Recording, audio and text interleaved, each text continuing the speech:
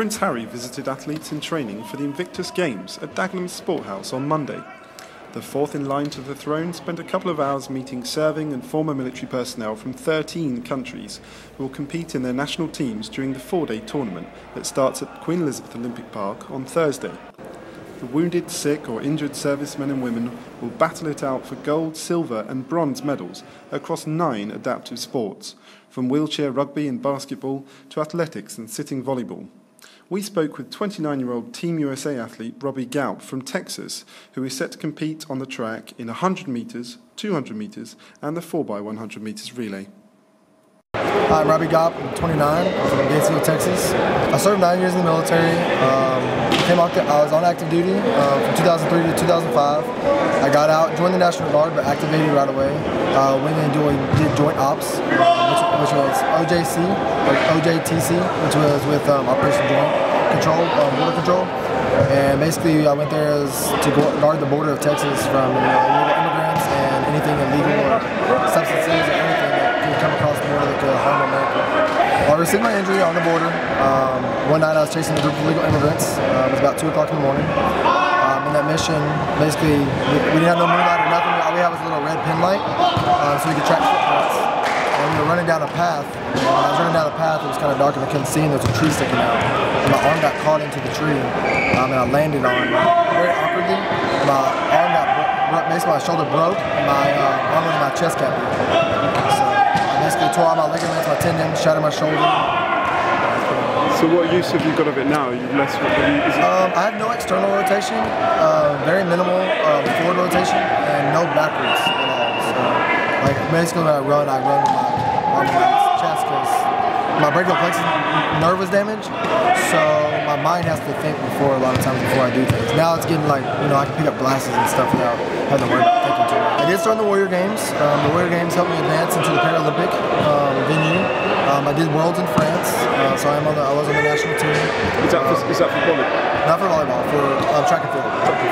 So I did venture into that. Invictus Games came up as an opportunity to come back and compete with my military brothers and sisters, and so I took advantage of that. And I'm here today, and hopefully to show the world that USA is the #1 country. But at the same time, also, we can, even though we're different branches, together we come together as one and create Team USA. We're here to do our business and show the world. Is it your first time in? It is my first time in here. How have you found it? It's pretty much like I said, I've been to Europe before because I've been to France and stuff like that. So it's pretty similar, but it's a little different here and there. So, but overall, I enjoy it. I love it. Having any trouble with the accent at all? Or? Not really. It's a lot easier to understand than in other countries I've been to. I did Warrior Games 3 times. I had lots of medals. And it's a very big thing out in the States, is that right? The Warrior Games is quite. It is. It's very, very big. It's one of them things that we built it up as an adaptive sports, but at the same time, now it's become a competition. So, as you know, you can only have adaptive sports for so long, and everybody adapts. So then you can actually make it a venue where people say, "Hey, you have the elite players, and here they come." Basically, you venture off into bigger and better things.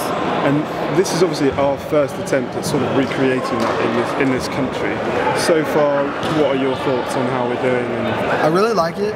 I actually like that y'all are the first country because you did just have the Olympics in 2012. So the venue is amazing. I didn't get to compete here in 2012 because I didn't make the track and field team then.